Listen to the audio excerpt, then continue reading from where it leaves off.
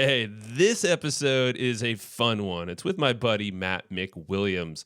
This guy is the aficionado when it comes to affiliate marketing. He's done work with the biggest names in the biz on the planet, people like Tony Robbins, Lewis Howes, Brian Tracy, Kim Walsh-Phillips, Ryan Levesque, Michael Hyatt, Rich Schefren, who is actually how we met originally 2 years back at this big 24-hour live stream where Matt brought all of these people together because everyone was an affiliate there. It was like 30, 40, 50 people. I don't know. The place was packed. And what Matt has been working on the last 2 years, because he's been on the show before 2 years ago, so definitely go check out the previous episode we did. It's called How Anyone Can Recruit an Army of Affiliates. Well, what he's done now is actually just released a book called Turn Your Passions into Profits. And this thing is your action guide. I've read it. It's your action guide to figure out what is your superpower and something you can monetize and something you can actually love what you do. This show is all about doing that for yourself and finding what's the joy that you have in life. But also in this case, Matt's figured out how to put that into a very simple system to follow. It's not simple to do, it's work, as he'll say. But this book really maps out how to find what that passion is, your superpower, and in a step-by-step process on how to actually monetize that and turn it into a profitable business. So it's called Turn Your Passions into Profits. Definitely go grab it. Go to passionsintoprofitsbook.com/hustle. Again, it's passionsintoprofitsbook.com/hustle. You're going to get a whole bunch of bonuses when you use that link. It's being sold right now in all the stores, but go there and he'll know I sent you. But without further ado, let's get into this and chat with my friend, Mr. Matt McWilliams. Hey, I'm Joe Fier, and welcome to the Hustle and Flowchart podcast. This is where we talk all about building businesses so they give you the freedom and fuel for your life. I'm not here to help you build $1 billion business, but I am here to help you create a business with systems that work for you so you can make more money than you need just by working part-time. You know, I was a chronic hustle mode kind of guy, and I want to share my experiences and mentors I've met along the way to help you reframe things to be the most effective as an entrepreneur. I wish I had this guidance and insight when I was younger, so that's what I'm doing here for you. Please share and enjoy. Matt, we're on, my man. We're round two on the Hustle and Flowchart podcast. How you doing, man? It's been a couple years. I'm doing awesome, man. Good to be back. Yeah, man. It's a new show. It's a different show, but you know, the party continues and you're doing some different things. I mean, you've always been the affiliate guy, podcast, of course. And that's how we met originally at Rich Schefren's place down in Florida. And BP before pandemic. It was. That was right before, man. That was like felt like weeks before. It was. I mean, it was short enough before that when I don't know about you, but we found out that one of the people that had been there had it, and I was like, oh crap. I remember well. Yeah, because nobody knew. Like at that point, we didn't know. Like, was it an 8-week incubation period, a 3-day? You know, it was all like. I mean, I remember. Like, it's just so crazy to think about like what it was like to be afraid to pump gas. You know, and like, am I going to die? Everything Pumping around gas going to kill me? But I'm kind of glad we're past that phase of our existence. Yeah, there's a better understanding now, and I feel like we were just talking right before we hit record all of your hacks or the ways that you're staying healthy right now because you've been crushing out interviews for your new book, Turn Your Passions into Profits. Want to give that a shout out. When people are listening, it'll probably be about live. Yeah, it's kind of crazy. Yeah, we're getting man. there. It's been like a 2-year process, but we're almost there. So that's what you've been doing the last 2 years. All right, so you just answered that question. About all I've been doing the last 2 years. I believe it. It's a beefy book, man, and it's I didn't read word for word, but I sure as hell am going to, especially when I get that physical copy when it's out. There's a lot of nuggets that are easy to digest and think about, and declarations that you can say to yourself that change some belief patterns up top for all of us. But we won't harp on that quite yet. The last 2 years, so affiliate marketing. So are you still doing that kind of stuff? All the affiliate management? Oh yeah. I mean, you know, spoiler alert. There's 10 steps in the book. And I won't list all of them, but we take you from basically, okay, we got this idea. What even is my passion? What is my message? What is my purpose here? You know, to be able to have a message that I spread and have an impact and influence on the world, right? All the way through how we build the audience, how we nurture that audience, build a community, create raving fans, start creating content. Step 9, we got 10 steps. Step 9 is commit to monetize. And so, spoiler alert, a lot of that is about affiliate marketing, because the whole premise, of that section is basically that you don't need to wait to monetize. There's this myth, I say lie, is a little bit of a strong word, but this lie that says, well, if you start monetizing a platform, you start making money from it, then you're not true to your original word. Like, this is not the Goo Goo Dolls going from heavy metal to, all like acoustic, rock. That you could argue that was selling out, but I wouldn't, because they've done pretty well for themselves, But we go from like thinking, okay, I'm no longer some benevolent content creator to just like, I'm a greedy, money hungry, mogul, right? It's simply not true. And so the line in the book that is really resonating with everybody is, it does not serve your audience to not monetize. If you aren't making money, you cannot continue to offer the valuable free content, or paid content for that matter, doesn't matter, but you cannot continue to do that if you aren't making money. Like, newsflash, it's expensive to run a platform. Like, even just now, I don't know about you, Joe. I don't know your podcast setup. I can see a little bit of it there, but like, I'm There's assuming a lot more to it. Yeah, I'm assuming it doesn't cost hundreds of thousands of dollars, but it's thousands of dollars. My setup to do this is right at about $1,000 to $2,000, and that's lower budget than what I had before the flood destroyed all my stuff earlier this year. But like, it costs money, and even low tech. When I started my blog, I paid $20 a month for hosting, and I had a premium WordPress theme that cost like $200, and I had a VA helping me with some of the logistics. I spent $500 a month on my platform, making nothing. That is not sustainable. I know, because I've been there, and I was ready to give up. And I was ready to give up because, I was having an impact on the world. I had people writing me every week saying, Matt, you changed my life. You were doing this, you did that. This was in a different niche, by the way. I was in the leadership and personal development niche. And they're like, you've impacted me, and you've saved my marriage. You've made me a better leader. You've done all these things. And then, I tried once to go to the mortgage company and say, hey, I'm having an impact on people's lives. I'm helping people. Can that pay for part of my mortgage? And they said, no. Can I take a bunch of money out at low interest? We pay $4,000 a year for our kids' soccer, and that's before we do traveling and hotel and all that stuff. The soccer club, they've never once accepted positive tweets about my business as a form of payment. They do not accept Facebook comments or people who email me and say, thank you, Matt, you've changed my life. That does not get us $200 off our annual payment of $2,000 per child. It doesn't work like that. We have to be able to make money to continue to do what we're doing. And so, to tie the two in together, a large chunk of step 9 is all about why affiliate marketing is the best way to get started with monetizing. I love it. And that's where I love how you're leading with the monetization, whereas in the book, it is chapter 9 or step 9. Yeah. And I had a thought about it, because there's a lot of folks that will say, don't monetize until you got a lot of stuff out there, that you've created this clout, this whatever. And you make a really good point that monetize early to prevent burnout. And shit, I've been there. So let's talk about that really quick, the burnout factor.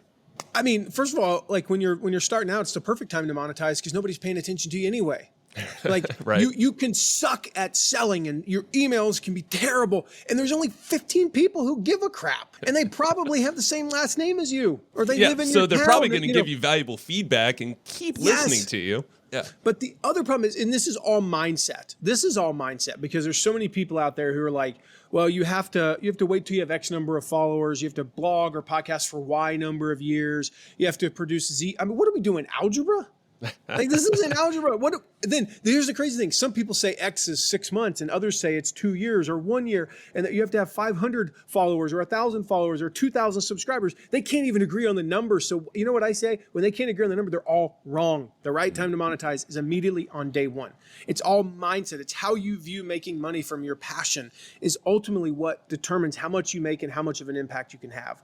So many people preach, like, you got to give. You got to content, right? Without ever asking for a financial transaction. But like we said, that's what sets you up for burnout. Yep. We're going to give away in podcast hours blog posts. We're going to give away almost an hour a day of free content, 340 hours of content in 2022 to my audience for free. All right. Webinars, videos, podcasts, blog posts, whatever. I'm not saying you have to give away that much, but like we're going to give away a ton of value to people who maybe can't afford what we sell. They can't afford to buy anything through us.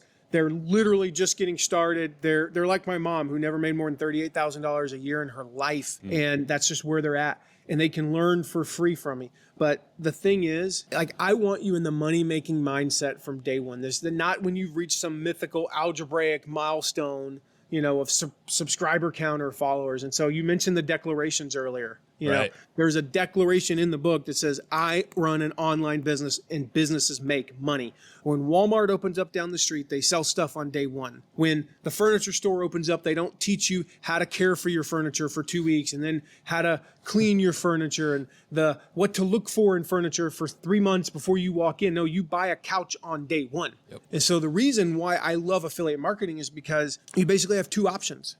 Option one, create a product. Here's the problem. You don't know what product to create. You're probably going to suck at selling it. You don't even know what your audience wants. Option two, just give away content indefinitely, which again leads to burnout. And so the reason why I love affiliate marketing is that affiliate marketing bridges that gap that we have, that everybody has early on in their business between having nothing to sell and selling nothing at all. So we bring in a little bit of income. It might even be $10 the first month. I will tell you that this is not just a math thing. How much more is 10 than 0? It's infinite. All right. Yep. That's not just a math thing. Your first couple months, if you bring in $30 from your business, it is infinitely more than 0. In fact, from 10 to $100,000 will be less of a leap than from 0 to 10. Right. The problem is most people don't make that leap to 10 until they're 9 months in and they're ready to give up. And this is where the beliefs, I feel like you could start shattering these beliefs or at least reframing the beliefs. And it's not just through declarations alone. It's through actually making money. Cold hard cash or digital cash, whatever the heck it is. Now, get that motivation, the momentum in your mind. It's a big belief system. And this goes to, you make a really good point earlier in the book, when you're kind of looking for your passions and figuring out which is the best to pursue in business, which I'd love to dig into. But there's a lot of fear. There's a lot of fear wrapped up. And I'm not just saying this because my last name's Fier. I've had to reframe myself, and I'm not lying, man. I'm like, all right, fear is like this control. It's usually we walk away from it, hide from it. Whatever, we tense up. It's like, no, you got to go through that. You got to actually recognize the fear. And I think it's Stephen Pressfield that you reference, which I love the guy. I do. Yeah, and he essentially, paraphrasing here, fear is an indicator of your calling from War of Art. And yeah, it's like the muse that's calling you, and the resistance is freaking infinite feeling.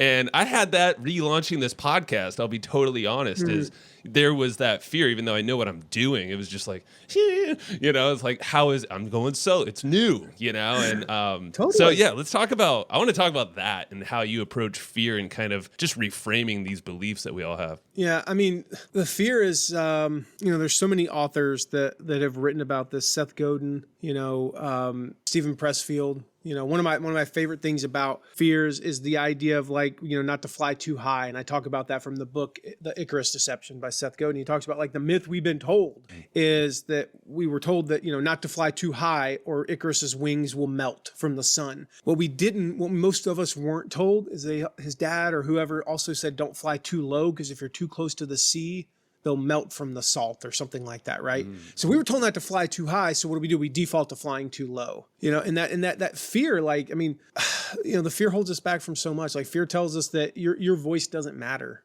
Like, fear says you don't have time. Fear says, stay in the comfort zone, right? Getting in the car, driving 30 minutes, staying in the cube for 9 hours a day, getting in the car, driving 30 minutes back, whatever it is, whatever your comfort zone is, like whatever ordinary is for you, whatever playing it safe is for you, fear says don't do that, because the alternative could be worse. It could be. You know what? I'll put it this way, like, entrepreneurship isn't all it's necessarily cracked up to be sometimes. I remember very vividly 4 or 5 years ago, so 2017, I had a 4-person team at the time. I think we just hired something like our 17th, 18th person. I don't have to do this anymore. I'm at that point, thank goodness, where the extent of us releasing a video is me saying, hey, Jim, please make a video that has this content, blah, blah, blah, blah, blah, right? But there was a time when I was doing the video editing for one of our big launches. We only had 4 people on our team, and I was the video guy. I had that seat on the bus. Now we have a video guy. And so for me, I was doing this video, and I went to save the video file that I'd spent about 40 hours editing. It was 4 a.m, the night before. No, I'm sorry, 2 days before this video was due for our launch. Yeah. And it told me that all the raw files were missing. And I remember right here, I was right where I am right now. I remember I dropped to the floor and I cried. 4 a.m, I got to be up in 3.5 hours to go to church with the family. And I remember I just sat there. And I didn't even scream. I wasn't even angry. I just sat there and cried. Like nobody tells you about that. That's a true thing. That is one part of my entrepreneurial journey. But so Fier says that that's like the thing. It's all like that. Fier says that it's all the stories we've heard of businesses busting. Fier says that it's all about the fact that the 401k goes away and you don't have health insurance, and you're end up living in a van down by the river. With Tommy. Yeah. Fier, it's straight up as a liar. Like the safety is a liar. The comfort zone's a liar. I mean, I hate to break this to you guys, but like those who you trusted the most, your teachers, your family, your parents, they probably lied to you as well. Like they probably lied to you because they want what's best for you. No mom wants to be the mom of the son who's still living with him when he's 38 years old because he has a dream. And we all know somebody like that. I have a cousin like that that's almost 50 and he still lives with his mom. He's chasing the dream. Yeah. That's not because he became an entrepreneur. It's not because he's, whatever you might say, right? Because he chased his dream. It's actually because he's just an idiot, and he just needs to learn how to run a business. That's like, he needs to read the book. Yeah, he does. But in all seriousness, it's because he's doing stupid stuff, but we see that and go, that's what entrepreneurship can do to you, but no, I want to point out all the highlights, all the beauty that can come from it. And it is a process. Like, no, I'm not suggesting this is not a book you go grab and go, you know what? I work in a cubicle today and I make $0 from my side hustle. And in 3 months, I'm leaving this crappy job. Have we had people like that? Yes. Are they less than 1/10 of the people we've worked with? Yes. Most people, it takes a year. It takes 6 months. It takes a year and a half sometime, depending upon your niche, to get to the point where you can make enough money to go full time. But here's the cool thing. When something takes you that long but you've experienced the success along the way, then it means more and you're probably going to be successful for the long term. This is going to be something like me. I'm 17 years into my journey, and somebody posted on, our friend Dana Derricks posted on Facebook, what do you think you're going to be doing when you retire? And I said, probably about the same thing I'm doing today. That's where I want all the readers of this to be. I love it because you're reframing fear right here. And it shows up in so many ways in the path of entrepreneurship. It never goes away. And Stephen Pressfield talks all about that too. You just got to keep pressing into it. And if it's calling you, it's probably a sign your superpower or that thing that you probably should figure out. Yeah. Maybe you monetize that superpower, maybe you don't. And we could talk about how we decipher between the two. But that superpower, I feel like, is pretty obscure to most of us. And there's exciting times when we pursue these passions and these superpowers if we realize them in a monetizing way or a business way. But then there's the boring times where you got to keep dredging through, the boring times in business where a lot of people might find a shiny object to say, oh, that's my new passion. I've been guilty of that, by the way.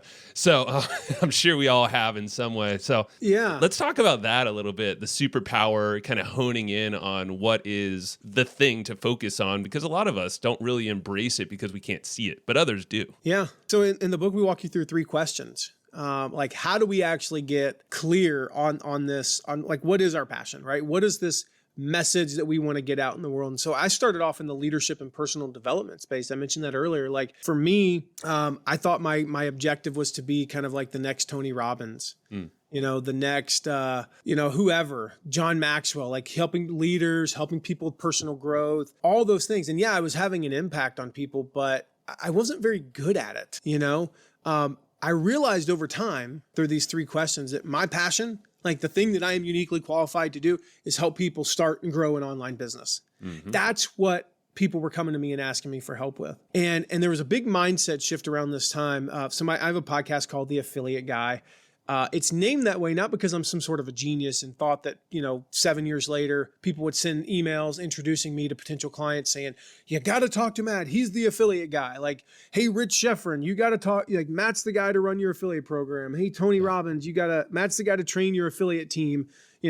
Jeff Walker, that wasn't my thought. When I named it The Affiliate Guy, I actually named it because I had spent years of people, I'm talking almost a decade, people saying, Matt, you got to teach this stuff. You're the best in the world at this. You got to teach. And I'm like, I don't want to be the affiliate guy.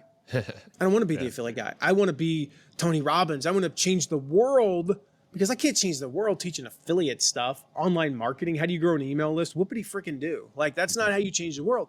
And then one night I was walking down the stairs and I had this epiphany because about 3-4 weeks before, my friend Dana Abraham, she and I were on the phone talking about just business stuff, and she's in the parenting niche. She helps parents who've got chaotic situations. She has a course called Calm the Chaos. And I was like, Dana, it sounds like you need help with your affiliate program. Like, there's not much time, but could I help you? And she said, oh, please, would you? And I said, sure. I've got a little bit of a break here with our clients. I can step in. I can spend a couple of hours a day and just help your affiliate program out, right? That's all I did. I spent 2 hours a day for 3 weeks. Like, I didn't even spend a lot.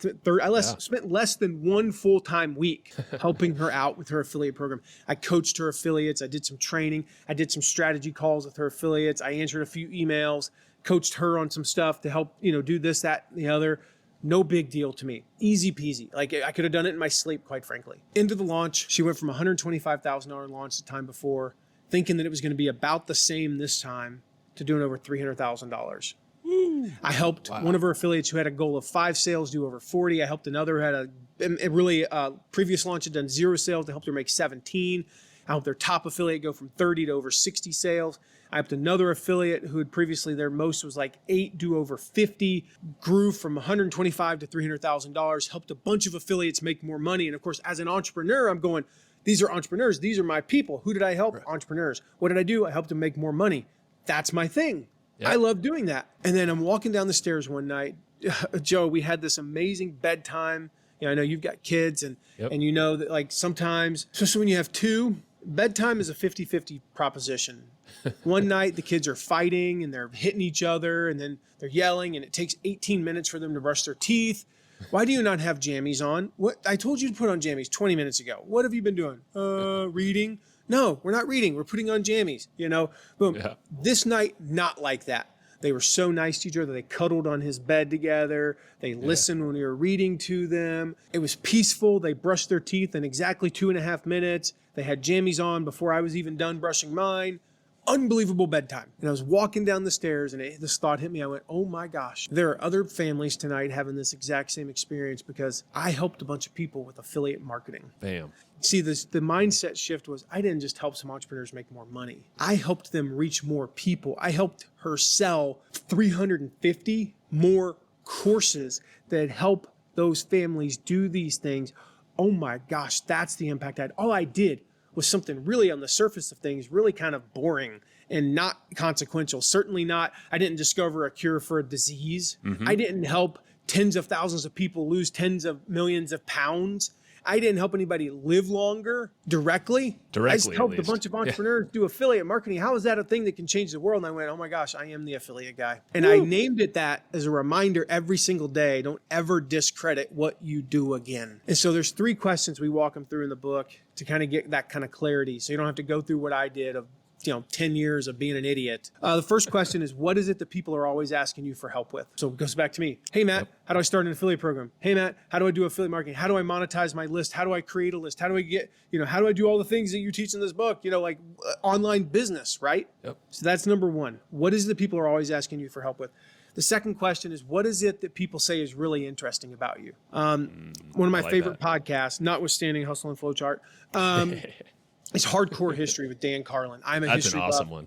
Yeah. Dude, I mean, I listened to, if you look at my audiobook, it's like about 5% parenting, 5% like relationship with my wife, about 30% business and personal growth, and then 60% Yep. history. You know, Oh, I know wow. more presidential facts than 99.9% of the population. That serves no purpose. I'm just fascinated by it. Yeah. So Dan Carlin has this amazing history podcast. It's number one on all of iTunes for days at a time. When the Apple podcast, sorry. You know, you can tell how long I've been listening to podcasts. And so it's number one on every platform for like multiple days out of the year when he releases a new episode. He's not a historian. And he even says 10 times an episode, I'm not a historian, but here's what I think. How does he end up with a number one podcast in the history niche? Like, you know, hundreds of thousands of downloads a day. How does that For happen? years and years and years. Yes. Yeah. Here's how it happens. Because when he was at Thanksgiving dinner and something would come up, he'd tell a story about some obscure soldier at the Battle of the Bulge.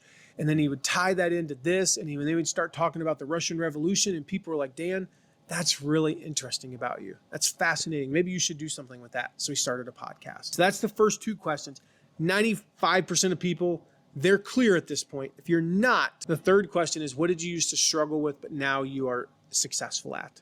And probably the longest example of anybody, it's the longest story. I'm looking it up here in the book. It's pretty early when I talked about this. I talked about my friend Alan Thomas. Right. Alan, so starting on page 15 through midway through 19. So, I mean, it's about 3.5 pages of the book. I talk about him. It's my favorite story in the book. I talk about Alan. Alan was 55, 56 years old, woke up one day and realized, I'm still obese after 35 years. Got on the scale, weighed 304 pounds. 9 months later, he weighed 175. Now, these are his words, not mine, but he would say, Matt, I'd always been the husky. I was the husky kid. I was the fat teenager. I was fat when I was in my 20s. I was obese when I was in my 30s. I was more obese when I was in my 40s and in my 50s, I finally gave up and just started wearing stretchy everything. You know, that was Alan. He'd always been 45, 50 years of being that way. And suddenly he found a way that worked for him to finally lose the weight because he realized that he was in insurance. He was in life insurance. He realized he'd never met an obese 70-year-old. He realized, oh my gosh, if I keep this up, I'm going to be Angie's first husband. Oh man, somebody else is going to walk my daughter down the aisle. So when he talks with people now, today, they go, Alan, you get me. He has a guy named Sean. Oh my gosh, this is an unbelievable story. This guy came to him and weighed over 450 pounds. He's down to like 280. Ooh, I mean, it's unreal. He's still got a ways to go, but it is unbelievable what is happening in this man's life, not just the weight loss. He works for a hospitality company that has over 50,000 employees. He was named Employee of the Year for the entire company recently. This guy's life is transforming. It's unreal what is happening to them. And the reason why he said, Alan, you're my guy, is because every other person he'd ever tried to lose weight with was somebody that had been fit for their whole life. They'd been fit since they were a teenager. They played high school football and they stayed fit in college and they stayed fit after college, and they're 37 years old and they still are fit and they still wear bike shorts everywhere they go and a tank top. And he can't relate to them. So what is that thing that you struggled with, but now you're successful? And it could be the simplest thing that you struggled for years to do this or that. And now today you're successful at it. Go share that with people. That might just be what your passion and your calling and your purpose is here. I love that, man. And that's where, the before and after is one example that way. And what I keep thinking about, and I know this is a different part of the book, and it's also just part of leadership, is someone wants a guide. Like, that's just like the hero's journey. You want to have a guide, a hero, and you can be that. We can all be that in whatever way we want if we actually display our superpowers, but also guide others to find their own superpowers and for them to be their own hero. I mean, this was a reframe I did for this podcast maybe about a year or two ago, is the type of people I want to bring on this show are going to also be the co-heroes on this show. Ideally, I'm going to be the guide and you're the hero right now, Matt. And you are, this is a ripple effect of every single person listening. They might not be paying for this podcast. It is absolutely free. There's affiliate marketing and other things happening, of course. But there's a ripple effect and there's a bigger purpose behind what I'm doing and what everyone can do once they figure out that superpower.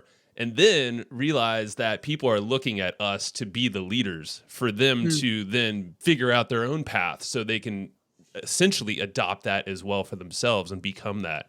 So the whole leadership factor, I'm fascinated on maybe some quick thoughts on your side of becoming a leader, because not everyone feels like a leader. And I'm curious if there's a way. I know there's a process to it. We don't need to dig into that, but just some thoughts about leadership and how Let me important. flip to the very beginning of that chapter. Actually, there's a quote that I want to make sure. I think it's 3 words, but I want to make sure I nail it. Leadership is influence. John Maxwell. That's all it is. It's influence. There's a lot of misconceptions around it. There's a lot of misconceptions, and people are like, it's hard, it's scary, it's overwhelming. I'm not qualified. Like, these are all the things that people say. But the reality is that while those responses are understandable, like those feelings are understandable. They're normal. It's hard. Yeah. I don't feel qualified. Every day, like right now, I don't feel qualified to be talking about this. I wrote a book about it. I don't feel qualified to talk about this. I don't feel qualified to be a leader, but here's the problem with that. That's focused on me, not you, the listener. When you say I'm not qualified, it's too hard for me. You're focused on you, not your avatar. So when we reframe that and go, okay, yeah, it's hard, it's difficult, I don't feel qualified, but somebody needs me. This is the thing. Any relationship, whether it be leadership, marriage, parenting, all it requires is you wake up every day and choose to commit to being a leader. Like, that's it. Leadership is a choice. So remember, your followers need you. They need you. Somebody out there right now is like, they need you to be their leader. There are potentially hundreds of thousands or millions of people out there who need you to be their leader. Yep. The only question is, are you going to reach out and be their leader? Are you actually willing to do it? And that's it. And I know you sort of touched on it, the kind of the reaching out, like grabbing their hand type thing, right? And that's probably my second favorite thing in the book. It's become kind of a humorous little thing in there. I inserted some of my patented sarcasm in there. Right. But like, I write about, like, if you think about leadership as this, like the example that I give is, imagine you're on a hike. And every time I tell this story, there's a particular hike that I picture in Tennessee, East Tennessee, that's really it's a dangerous hike. It's about 2 miles up, and then you go along this ledge for about 2 miles, and you go 2 miles down. And that 2 miles up on this ledge is really dangerous. Like, you're one step away from death, right? Yep. One false step. Here's what most people think leadership is. I got to be 2 miles ahead of my audience. But I want you to picture for a minute, I'm on that hike, and I've got the super fit friend, the kind I just talked about, right? He wears the bike shorts to a cookout. He's always jogging in place for no reason. You don't have to ask him if he does CrossFit, because he's already told you 6 times today. Smells like soup mix all the time. Like this guy, right? He's super fit. He's the antithesis of Alan Thomas. He's been fit for 25 years, and he's that guy. We've all got that friend, and we're on the hike with him. And, I'm in really good shape for my age, but I am not in such good shape that I can go on that hike and do more than about 14-minute miles. It's an intense hike, especially when I get up on the ledge and I'm going really slow. I'm probably going 30 minutes a mile. Yeah, I'm taking baby steps. He's 2 miles up ahead yelling at me. And he's like, dude, hurry up and watch out for the what? What do I want? That's not leadership. Imagine that same friend. He's still qualified. He's still super fit. He could go 2 miles ahead of me. Still smells like soup mix. And he stays one step ahead of me. And he reaches back and he grabs my hand. And he's like, dude, watch out. This step up here, you miss it, you're going to fall. That's leadership. That's all it is. And here's the cool thing. We think, I'm not qualified. I don't have the letters behind my name. I don't know. I have all these degrees or qualifications. The thing is, you don't need them. If you just stay one step ahead of your audience, they don't even need to know that you can't be 2 miles ahead of them, because you're not ready to be 2 miles ahead of them. So you stay one step ahead. You reach back and you grab their hand and you lead them from there. That's all it is. I love it. That's a great story. I've never heard of leadership described that way. But yeah, it's one step ahead. I never had step, either. Not a mile ahead. I believe what I said. How about stuff about being 2 miles? I thought that's where I had to be. So that's why I shuddered away, because I was like, sure, I've worked with some amazing people, but I don't know everything there is to know about starting an online business. I don't know how do you do this? How do you run ads for this? I don't know any of that stuff. So I was like, I can't do this. I can't be that guy. Right. And I was like, I don't have to be. Well, in a way, I feel like it's our ego saying, hey, we got to look important. We got to sound important to the people that are following us, and that's bullshit. And at the end of the day, what we're doing is creating a larger gap for them to try to figure out how to close, which is the most difficult thing to do for folks. And how about we just be right next to them, one step ahead? And I think it's great, man. Now, I want to touch on quickly, and then we'll wrap this puppy up, is potential downsides of following your passions. And I'm thinking the first one that comes to mind is, if you're following a passion that has no market, doesn't have the Sure. ability to really monetize. And that could be a myth too. I want you to hear your thoughts there. Or even maybe a point where you feel like you should pivot, or maybe everyone else is telling you to pivot. All the indicators are telling you, hey, this ain't going the right path, but you're maybe too proud because your passion, you're like, this is who I am, or what my superpower is. I want to hear some thoughts on that. I mean, the first one, you got to define what I mean by, or we got to define what I mean by passion. Like a guy was like, well, I'm passionate about playing video games. I was like, really? You know, yeah, you can make money playing video games today. But I said, okay, so if you're really passionate about it, are you willing to put in the work? Because the people that I know that play video games spend an unbelievable amount of time. It is a full-time job. I was like, tell me how much you play video games when you have a day off. He's like, oh, like 2-3 hours. I'm like, then you're not passionate about that. You know, if you were passionate about it, you'd spend 10, 12, 13 hours. He's like, oh, I've never done that. That's not a passion. All right.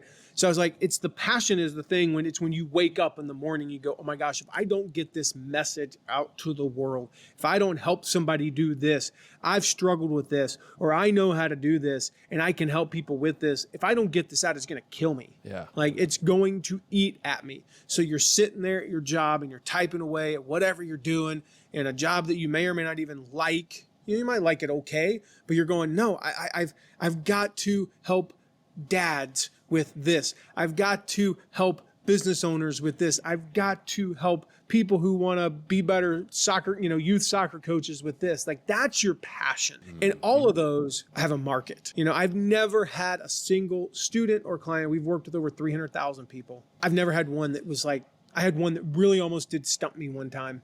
Long story short, it was government contracting type stuff. He's like, I was like, that's really your passion? That sounds like a job you just do. He's like, no, I really have a passion for this. I was like, okay, all right, man, let's talk through that. And it took us like 20 minutes to figure out exactly how to turn that into, some stuff. But other than that, I've never had anybody who couldn't monetize that passion.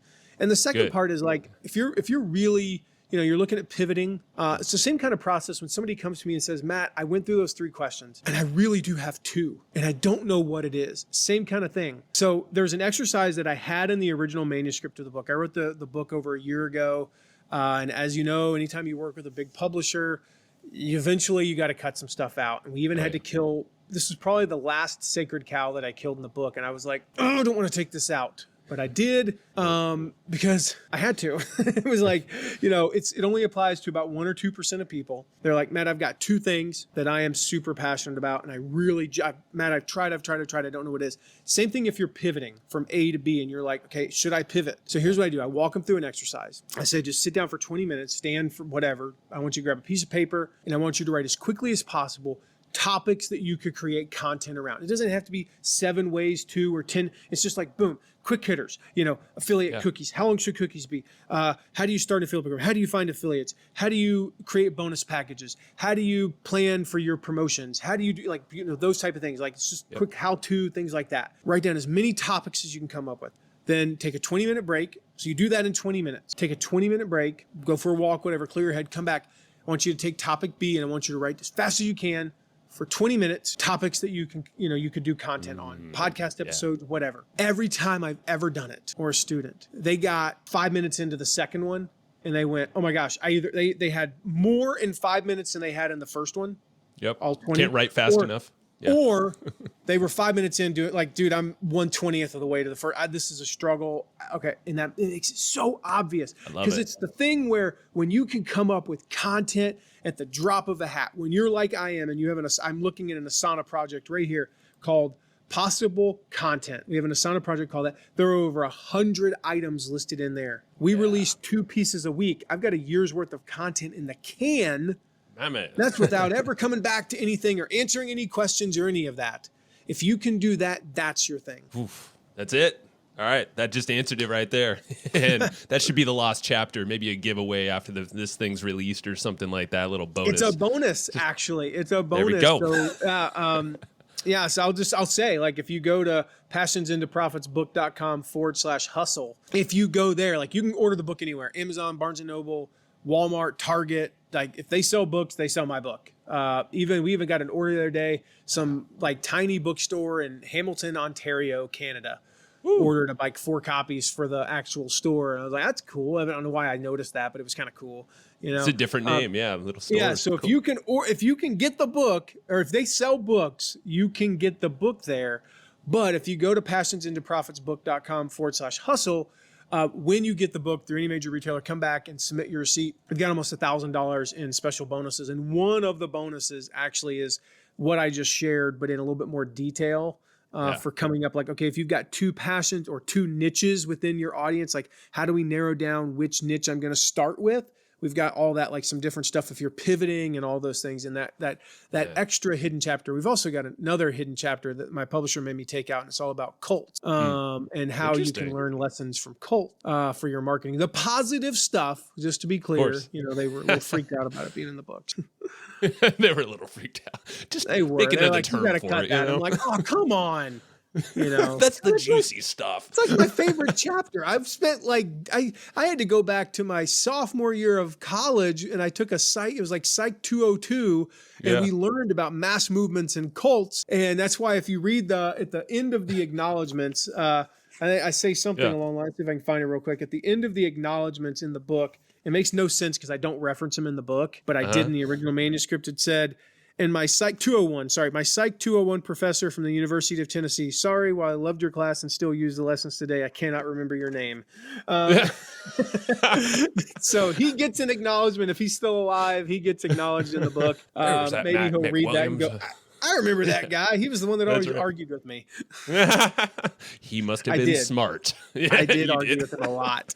Damn right. Isn't he shit, man? You ask good questions, I'm sure. Well, Matt, is there anything I left uncovered here? I know there's a whole book, and I'm just going to say this book reads, I mean, you can read it straight through, or you can literally just go to it and probably pick around. I mean, I did just skimming through. There's things that stand out. There's affirmations, or I guess the more declarations. There's even these like things that you can write out for yourself to yourself and sign it to help, re-engineer your mind even more so if words aren't doing it enough for you. Write it in your own hand, and Matt, anything else there before we wrap it up? I would say this. There's a saying, I write about this in the book, that when the student is willing, the teacher will appear. And I said this earlier that, right now, everyone listening, like there are thousands of people out there waiting for you to appear. They are willing, they are waiting, they are ready for you to lead them. The only question is, are you willing to be their leader? And so we go through and we talked a lot about the mindset side. There's a lot more mindset in the book, and there's also a lot of tactical stuff.